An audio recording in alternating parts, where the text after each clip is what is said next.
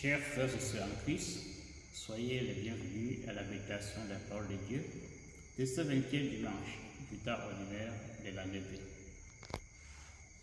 Nous continuons toujours sur le discours sur le pain de vie dans l'Évangile. La première lecture de ce dimanche est tirée du livre des Proverbes. Et les Proverbes nous présentent la sagesse qui invite à un banquet. La sagesse a préparé sa maison, il a préparé sa table, mélangé son vin et invite: venez manger de mon pain et boire le vin que j'ai préparé pour vous. La sagesse est de tous les peuples et de tous les temps. Le message que la sagesse annonce, quel que soit le peuple, c'est un message universel, un message compréhensible par tous les peuples. Et la sagesse ici est personnifiée, donc elle prend la forme d'une personne.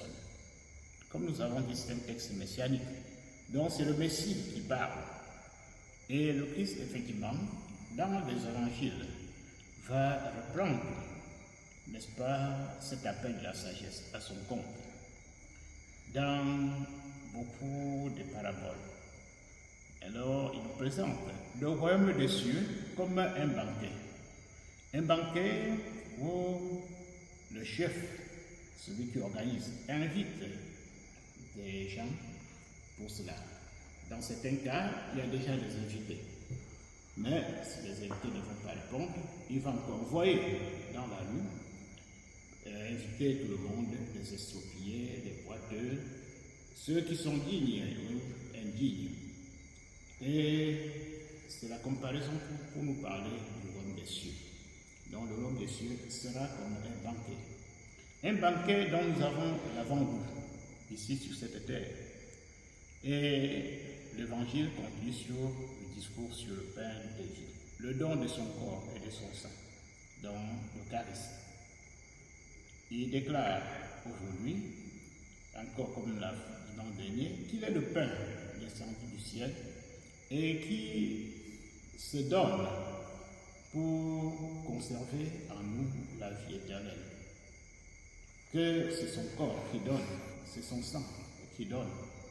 Et aujourd'hui, il choque les Juifs, quand les Juifs entendent qu'il va donner son corps et son sang. Probablement, ils posent la question, ils nous prennent pour des anthropophages. Comment peut-il donner sa chair et son sang à boire à nous?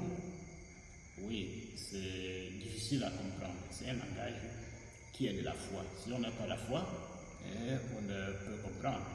Même l'apôtre Paul de lui ne comprenait pas encore à ce moment, parce que ça les prépare au don de son corps et de son sang, qui expliquera le don total de sa vie, le vendredi saint, où il meurt sur la croix pour le rachat du genre humain. Et il meurt pour rassembler les enfants de Dieu, comme cette sagesse qui invite, dispersés par le péché, de toutes les langues, de toutes les tribus, de toutes les nations, de toutes les générations. Alors il les rassemblera dans le royaume du Père pour ce banquet, mais dont nous avons déjà l'avant-goût dans l'Eucharistie. Dans l'Eucharistie, il se donne corps et sang. Corps et sang voudrait dire la vie. Il se donne entièrement. Il va mourir sur la croix en se donnant entièrement pour nous sauver. De même que la nourriture conserve la vie en nous, l'Eucharistie conserve la vie spirituelle en nous. Comme nous avons dit dimanche dernier, alors c'est comme le repas des pèlerins. Nous, les pèlerins, ont leur casse-croûte en poche, qui doivent manger pour soutenir leur marche jusqu'au bout. Et nous également, au bout de notre marche, c'est le royaume de Dieu. Et nous nous nourrissons du pain eucharistique, qui est le Christ lui-même, corps et sang. Nous nous nourrissons également de sa parole, car l'homme ne vit pas uniquement du pain matériel, mais aussi de la parole qui sort de la bouche de Dieu. Donc nous nous nourrissons en fait de sa vie. Et en étant avec lui, nous demeurons aussi avec le Père. Il dit qui demeure en moi, demeure dans le Père. En partageant sa vie, nous partageons la vie du Père. Et le royaume n'est rien d'autre que ce partage de la vie éternelle dans la Trinité. Notre souhait à nous tous, c'est de goûter aussi à ce banquet éternel dont le Christ nous donne déjà l'avant sur cette terre. Mais pour y goûter, il y a des conditions.